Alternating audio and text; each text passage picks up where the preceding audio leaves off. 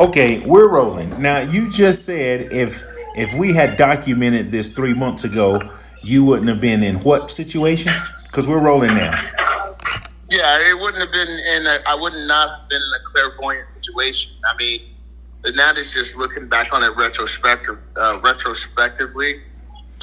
I think most people when they're surviving trauma, surviving a difficult situation, whether it is their house is on fire and they're, on the third floor of their house and they're having to like escape from a burning house while engulfing flames and engulfing smoke.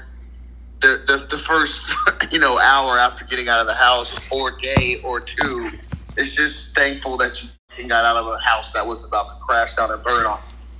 Right. So you don't have time, and so what you're saying is you don't have time to talk to the news station. You don't have your thoughts together.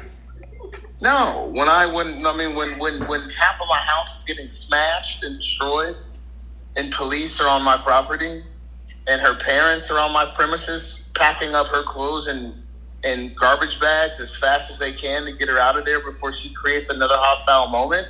Everything in that moment and days after is fight or flight. It's just removing the cancer and getting it as far away as possible, hoping for there not to be a return strike or any sort of retaliation once you get her removed from your property. And so even after successfully getting out of my property was a win. You can imagine the next week or 2 weeks, I was looking out of the corner of my window every night, like, when is she going to show back up with her two older brothers and try and like really inflict some like permanent damage, or when is she going to catch me pulling out of this place on a side street? Not to say that she's ever shown signs of that, but the signs that she showed in the last 24 hours of us being together under the same roof showed me that she was capable of anything possible. 10 hard truths every man must remember. 1. Nice men are used. 2. Shy men are ignored. 3. Weak men are abused. 4. Soft men are pushed around. 5. Patient men are exploited. 6. Ruthless men are respected. 7. Honest men are deceived. 8. Loyal men are taken for granted. 9. Emotional men are mocked. 10. Quiet men are overlooked. Remember this and apply accordingly. So, yeah, no, it would not have been an appropriate time for me to talk about anything other than survival at that point. So you were really that concerned? I was that concerned and that scared. Wow. I had 24-hour surveillance and watch on my house. Now, here's my question. The first thing that anybody would want to know is, well, what did you do? What did I do? Well, no, I'm saying if someone, like right now, my audience has no clue what we're talking about. But with the little information that I have, and if someone is just trying to figure out what we're talking about, and if they've got just a little windfall. What did I do to windfall. provoke this? Well, yeah, then the average person would say, well, you must have did something bad. What did you do to them? Yeah, for real. And I get that. And this is why it is so surreal. And this is why it is such an out-of-body experience. And this is why it is one of those terrifying type situations where there are actual people right now behind bars. There are actual people that are not behind bars that are walking free but have lost so much self-esteem and so much belief in themselves that they are living silently as prisoners in their own lack of self-esteem, because there are people that will ruin your life and you didn't do anything to provoke them to do it. They just like to do it. Okay, they find comfort in destroying people. And I never knew this. I've heard these stories. I heard they exist. I mean, man, I didn't do nothing to that bitch, man. She just came into my life and fucked it up. And I'm like, yeah, right. You know you did something. I'm telling you, I get it now. It's no different than hearing about Bigfoot. It's no different than hearing about the Loch Ness Monster. Some of these people actually did see Bigfoot in the woods. Some of these people actually did see the Loch Ness Monster. Right? I've seen it, nigga. That's what I'm telling you. I've seen it. I've been face to face with it. And Okay. the only thing that helped me survive it was my therapist saying, you have to understand. You have to understand that they have known this woman, their daughter, for 31 years of life. You've known her for 3. They know what you're up against. They know what you've been dealing with. And they were hoping that your presence and who you are as a person might have course corrected and changed her direction. But they know who she is, man. Give yourself some grace. They know what they have in her. Okay, now I want to ask you, considering the time, you told me how much time you had, and I'm going to stay with that. That's going to be my thing, trying to make sure I stay within your time. When you have to go, let me know at least 3 minutes before you have to go. But I have some questions to ask you, and this isn't going to be long, and maybe we can finish another time. But here's my direct question. What part of this do you take responsibility for after everything that has been said and done? Oh, yeah, that's an easy question, man. Enablement. I'm an enabler. I know that. I'm an enabler to the effect that I also enable my mom, my own mother, who neglected me as a kid, who had high upside, high potential, but just really wasn't put together as well as she needed to be. I made excuses for her as an 8-year-old child when she left my dad and was living across town in a rundown apartment. I still made excuses for her, and I still looked after her, and I was starting to put together some pocket change by the time I was 12 years old to help her supplement her income to get by. I'm an enabler. Okay, so I enabled her to behave the way that she behaved. So I get that. okay, so how much? Let's just say if you had to get out of 100%, how much percent of this did you cause on yourself? I would say 100%. Okay, there you go. All right. So I would say 100%. I mean, I'm the one that pursued her. I'm the one that convinced myself that she could adapt to this lifestyle. I mean, she came from nothing, right? So you also got to be wary, and that's one of the biggest lessons I've learned. Is like when you bring somebody into a more established lifestyle who has come from dust, not all can adapt. Not all really understands that there's different sets of rules based on your economic status. You can't act like roach as you move up higher on the hog. Things have to change. The way you think, the way you move, the way you develop, the way you operate, all those things have to change as you get higher on the hog. Some can do it. I'm one of them. Half of my family is that. I heard something today about different types of men.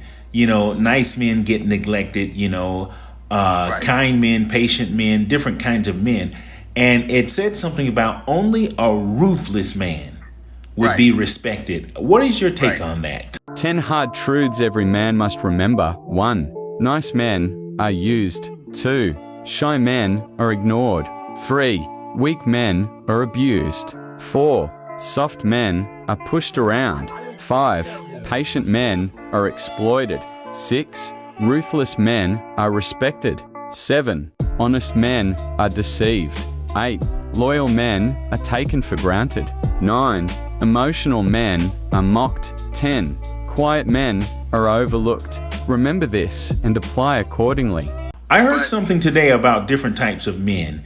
You know, nice men get neglected, kind men, patient men, different kinds of men.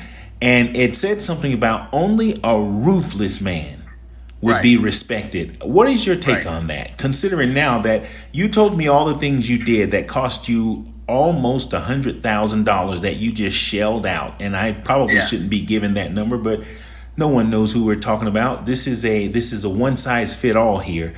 And after all that you've done financially, emotionally, how do you feel about your being nice and kind, considerate, and respectful where it got you? It got me nowhere. But at the same time, here's what's really going to fuck you up for anyone that hears this. It got me nowhere on paper. It got me everywhere spiritually.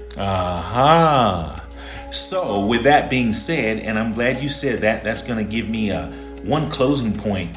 Sometimes you don't get back what you put out, but you Right. get it's even more valuable when you learn the lesson. Some lessons are more expensive than others. Right. But Yeah, what yeah, you're yeah, saying yeah. is you're out of $100,000 on paper, but your spirit, $1 million who you are. worth of game, bro.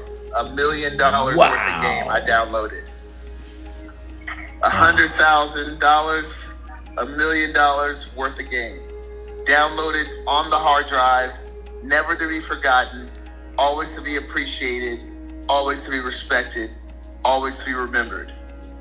Tell me this: In how my hard how drive. else could you have learned that lesson? I don't think there's any other way. So what about No. what about, okay, people say, red flags. When you see the red flags, you saw the red flags, but you continue to plow down that path. What Yeah, is but you have to understand what. Okay, go ahead. I'm sorry. The question. Well, no, Let me- I want to know if my question was what else, how else could you have learned that lesson?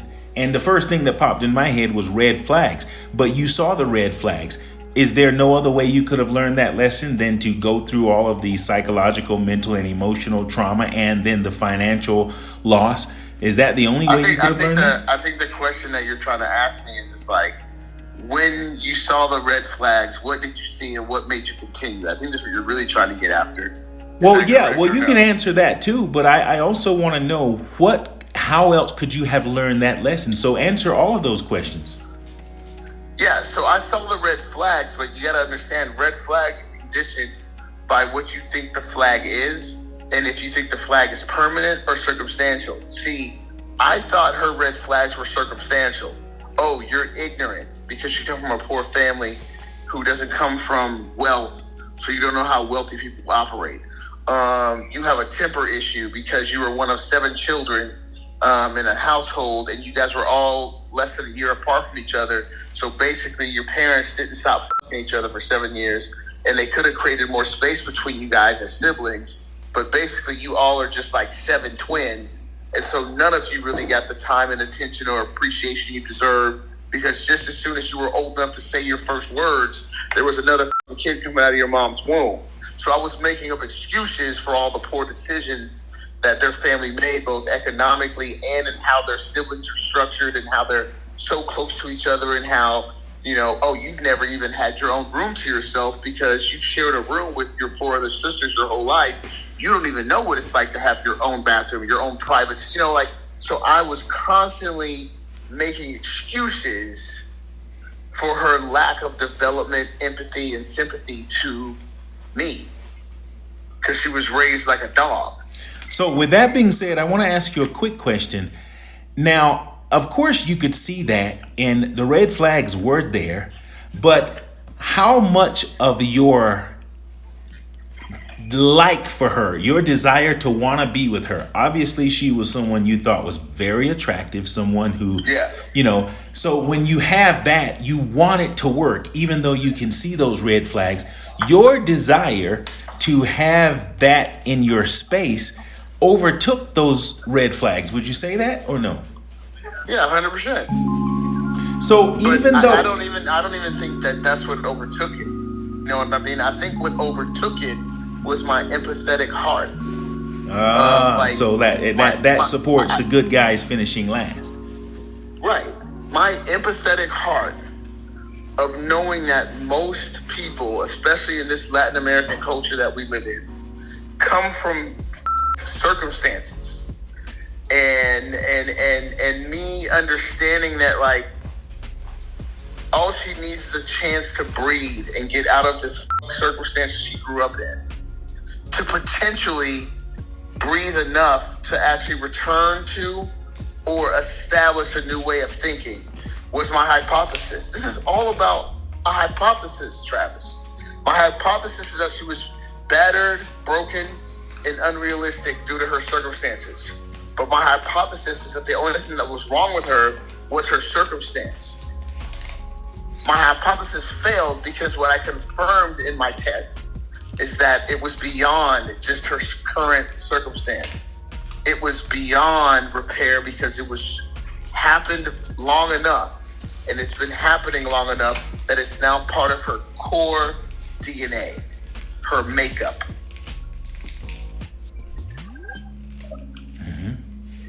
It's no longer epidermal. It's no longer just something that's affecting her from the outside looking in. It is now within her core DNA. Something that cannot be extracted. Something that you either have to learn how to live with or you let it go. Hence why I let it go. Well, as much as I want to be happy for you and give you claps and cheers and all that, I don't think you let it go. I think it let you go. Because maybe had that day, and I'm going to talk, no one knows about our conversations. When you told me what happened, I just felt like you were just sprung beyond being sprung. And, this conversation can get really deep. I think I'm not sure you let go. I think your love, the love in you, God in you, if I can be religious for 10 seconds, I think God loved you so much that he had to beat your hands off of it. And that's why you got all of the destruction in the end, because of the kind heart that you have. That was just a reward of some good energy looking out for you. Because the truth is, and I want to see if you will admit it, you really didn't let go until after your hands were beat off of it. Is that true? It's true if that's what you want to hear on the recording, but it's one of those things where it's like, I will never say that I got pushed away. I will say that if anyone wants to talk about what this actually took, in fact, I was talking with my friend and my employee Christian about this, who just now today learned about the process that it took. One thing that I think should stand out on this recording is, I will challenge anyone that hears this recording to think about this. Regardless of what you want to believe about me or what you want to believe about my process, I started 8 months prior to this breakup. Okay.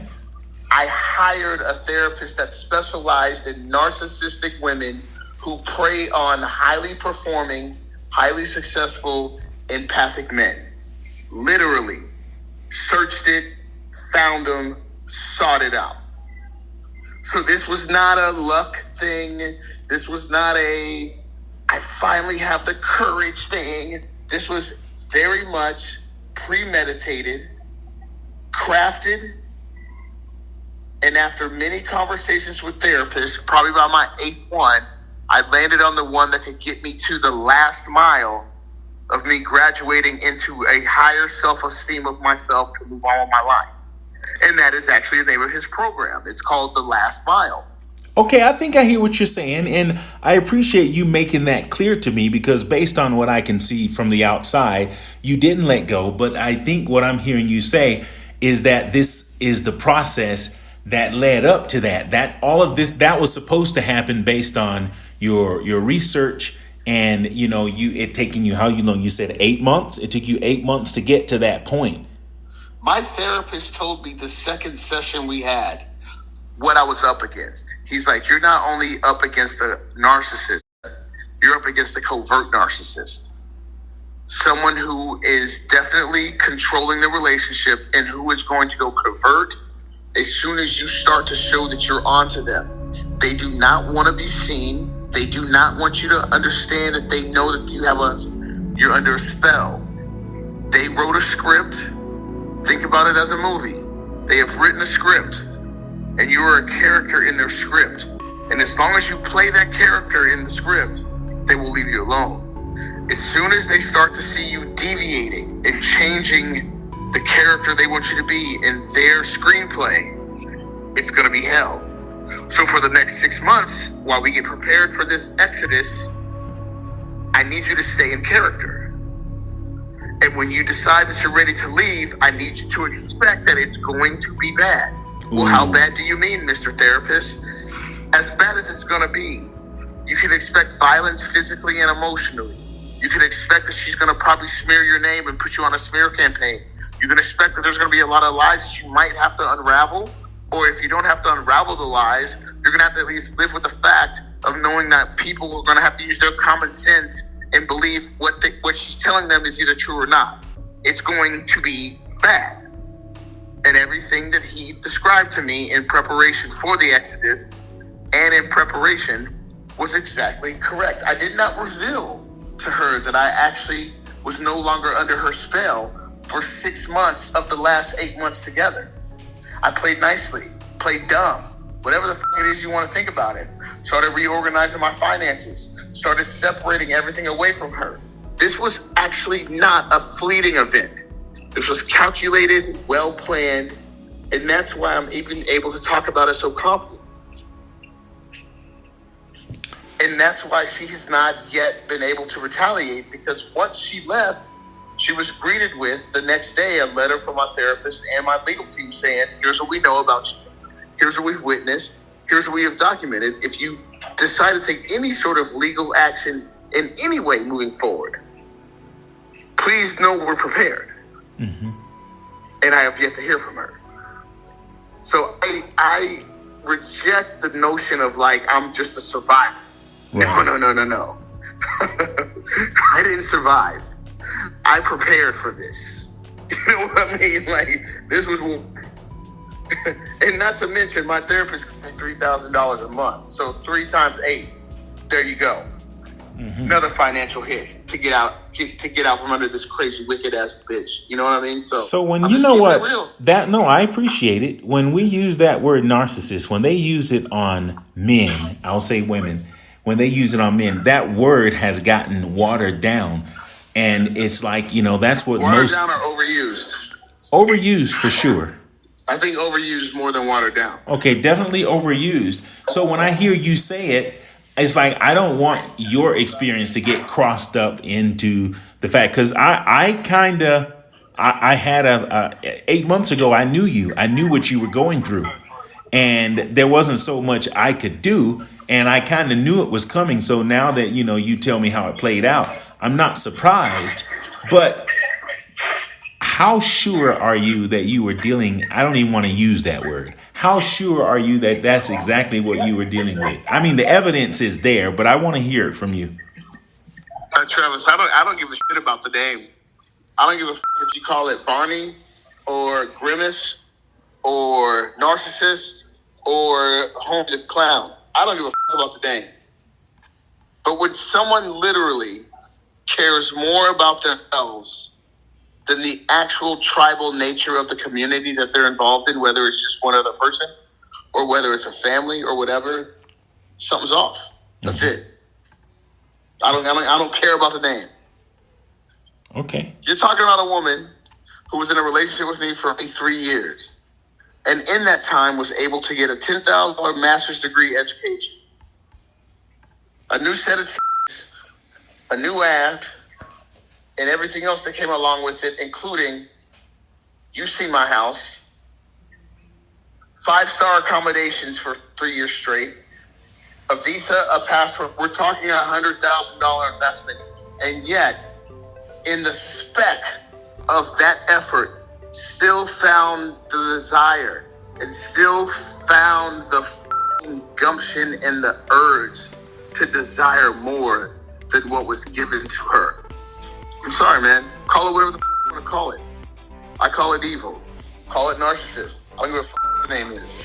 Okay, I want to focus on something. No, I got unsatisfied, unhappy, unnourished, unappreciative, selfish, whatever. Pick your word. Pick your word. Okay, this is what I want to close with, because now we're closing in on that time we just mentioned.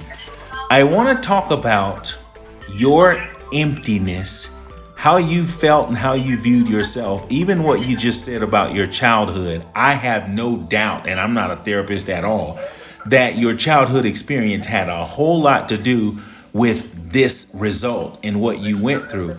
But I want to talk about something specific. Your love and care and your need for company or companion had a great deal to do with this. And I remember asking you earlier in the afternoon today, you are sad now that it didn't work because you liked her that much, correct? Right. So although you see the damage she did physically and how she disrespected and treated you in so many ways, your heart is still broken because you actually cared for her and you wanted it to work. I'll say yes, just because that's what you want me to say. But I think Don't it say can anything be. I want you to say. When I ask you, hold on. When I ask you a question, when I It can ask be you, explained differently. I'm not sad because it didn't work out. I'm actually not even sad about myself. In fact, I was losing sleep the last 4 months of our relationship. I was losing sleep, Travis. I couldn't sleep. I felt like I was sleeping next to my enemy. One eye open, one eye closed type shit. You know what I mean? Like I was in a bad place. You know, I was skipping the gym. You know what I mean? I was losing time. I wasn't really focused at work. I was just surviving days at work. I was a shell of myself. Right? I can tell you now, 3 months later, I am not only back to myself, I'm strongly 100% back on track. I sleep through the nights. I take 3 solid shits a day. I work out 2 hours a day in the morning. I've lost weight. My gains are up. I look incredible. I'm eating healthy.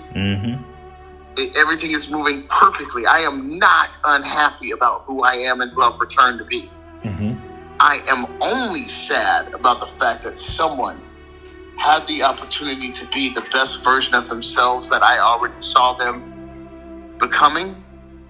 But because of their trauma and because of their background and because of their history and because of how they were raised and because of their ignorant tendencies being from a third world whole ass country.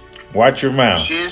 Just couldn't put it together to end up living the second half of their life in a much better position mentally, physically, and as a soul of this earth. That breaks my heart that she was that close. And I believe something that my grandmother has always told me: you get a handful of people, in this world that actually give two shits about you. And they come at two different times in your life. Times of need and times when you're needed. And when those moments occur, they come and you have to recognize it and you have to be aware of that. If you're not aware of that, you miss the bus. So the only thing I'm sad about is missing the bus on behalf of her, not myself. Because I'm not sad. I'm a survivor. I survived it. Surviving it while willing to take all of the damage that came along with it. I was willing to take the road rash. It's kind of like rescuing a street dog. The first year, they're going to shit everywhere in your house. They're going to tear up your pillowcases. Because they don't know any better. They're from the streets. But the hope is as you love them and care for them, they start to realize there's nothing to fear in this home. And then they become a good dog. That's the hope. That was my hope. She's for the streets. That's it. How are you moving forward? It's been 4 months now, 3 months since this crazy incident with the police and all of that. How are you moving forth as it relates to now? You're still young, you're still single, you have a lot of potential, and there's going to be 10 women for every one man in every half a mile we go. No. I got three people on visitation. So that's it. That's how I'm going to get through the rest of this year. So you don't want another main? Not in the near term. Okay, so what you're doing is just what you're called dating. Yeah, I'm interviewing. The combine is open. Now, what are your thoughts about having 3 at a time? And you said in rotation. That is frowned upon where I'm from. What do you mean? Well, I heard you use the number 3. Maybe I took it out of context. But if you're dating... Let me ask you a question. Let me ask you this question. If 3 girls come over to my house in 7 days, and the 3 girls that come over to my house in 7 days, we have dinner together and have conversation, and I don't put my penis inside either one of them. Now, there we go. Okay, that's my point right there. Am I doing a bad thing? Maybe no, definitely not. Well, see, it was me, and I'm just going to just hit myself in the head for thinking that maybe you were, in that state. But I can relate to that because you don't have to sleep with everybody you date, and that's a misconception. I'm asking you a solid question. Oh no, you're not. I have 3 women. If I have 3, I heard you, and the answer is no. You're not doing anything wrong. And that's why I want to say something, because I can relate to that. I know what it's like to meet people, know people, and not be physically active with them, or even maintain your space in terms of being physical with someone. And as a matter of fact, I found that that's the best way to do it. So no, you're not doing anything wrong. So I just wanted to, I'm glad you cleared that up. Yeah, and let's pick this up in 2 hours, man. Because I can give you the game on I think the next chapter of the story is why I'm doing it this way. That's okay, the no most problem. Interesting point. I have more questions, and I appreciate it. Go and enjoy your dinner, enjoy yourself, and we'll pick up in a couple of hours. I'll stop what I'm doing to make sure we get this documented, because I have so much more points to make, so many more points to make. So enjoy yourself. We'll talk. Send me a text. 100%, man. I'll put on my AirPods when I get home while I'm packing up. We can continue to go through it. Absolutely. I appreciate it, man. Enjoy your evening. Okay. Thank you, buddy. Peace. Okay. 10-4. Well, there you have it, my friends. Another one just like the other one. You may not know what that was about, but that's one of my good buddies who has survived a traumatic relationship that he was in for 3 years. He met someone that he was naturally, instantly attracted to, and he opened his heart, he opened his mind, and he opened his home, his wallet. And what happened was the person that got that opportunity to go through all of those things was not necessarily nice, did not do right by him. And he's now on the other end of 3 years of his life of investing time, effort, and energy to the tune of over $100,000 of actual money. And the person that he was dating had to be escorted out by the police, broke up things, 4 TVs in 4 different rooms, computer monitors, everything that was glass and could be broken was broken on the day that he actually tried to move away from that situation. I've known him for a little over a year, almost 2 years now. And this is someone that I have a great deal of respect for and I love as a brother. And I kind of knew whenever we started talking about it a couple years ago that he was in a serious situation. All I could do was just pray for him. And that's what I did. Which brings me, I guess, to my point as a single man and as a person who's much older and even wiser than this young brother. I've seen that happen, and thank God, I'm going to knock on wood and knock on my skull at the same time, that I have not been caught up like that. And now I've been single for almost 17, 18 years, and it's been tough on me.